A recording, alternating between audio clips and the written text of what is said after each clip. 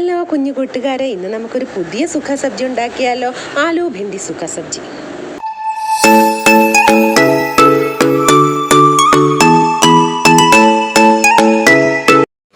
അപ്പോൾ നമുക്ക് തുടങ്ങാം.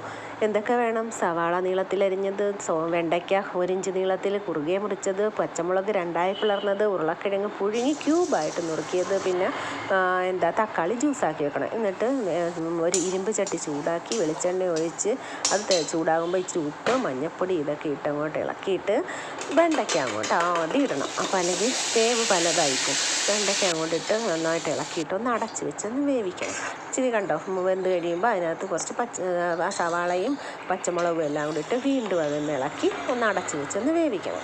കണ്ടോ, ഇനി അത് നന്നായിട്ട് വെന്തോന്നൊക്കെ ഇടയ്ക്കൊന്ന് തുറന്ന് നോക്കി ഒന്ന് ഇളക്കിയൊക്കെ നോക്കണം. ഒന്ന് വാടിക്കഴിഞ്ഞ് ഇച്ചിരി മയമൊക്കെ ആയിക്കഴിഞ്ഞിട്ട് പിന്നെ അതിനകത്ത് കുറച്ച് കുരുമുളക് പൊടി, ആവശ്യത്തിന് നിങ്ങൾക്ക് എത്രത്തോളം എരിവ് വേണോ അത്രയും കുരുമുളക് പൊടി ഇട്ട് നന്നായിട്ട് അതിനകത്തൊന്ന് പിടിപ്പിക്കണം. അതിന് ശേഷം പിന്നെന്താ ഇടണ്ടേ? നമുക്ക് ആ ക്യൂബ് രൂപത്തിൽ അരിഞ്ഞ് വെച്ചിരിക്കുന്ന ആ ഉരുളക്കിഴങ്ങോട് ഇട്ട് നന്നായിട്ട് ഇളക്കി പിന്നീട് വീണ്ടും അടച്ച് വെച്ച് അതിനകത്ത് മസാലയൊക്കെ പിടിക്കണ്ടേ, എന്നിട്ട് കുറച്ച് നേരം കൂടെ ഒന്ന് വേവിക്കണം. അത് കഴിയുമ്പോൾ നമ്മുടെ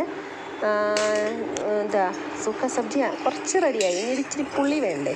അതിന് വേണ്ടി അതിനകത്ത് ഇച്ചിരി രണ്ട് തക്കാളി ജ്യൂസാക്കിയിട്ട് അതിനകത്ത് ഒഴിച്ച് കൊടുക്കണം. കാണിക്കാൻ വിട്ടുപോയി. അപ്പം നമ്മുടെ സുഖ സബ്ജി റെഡി.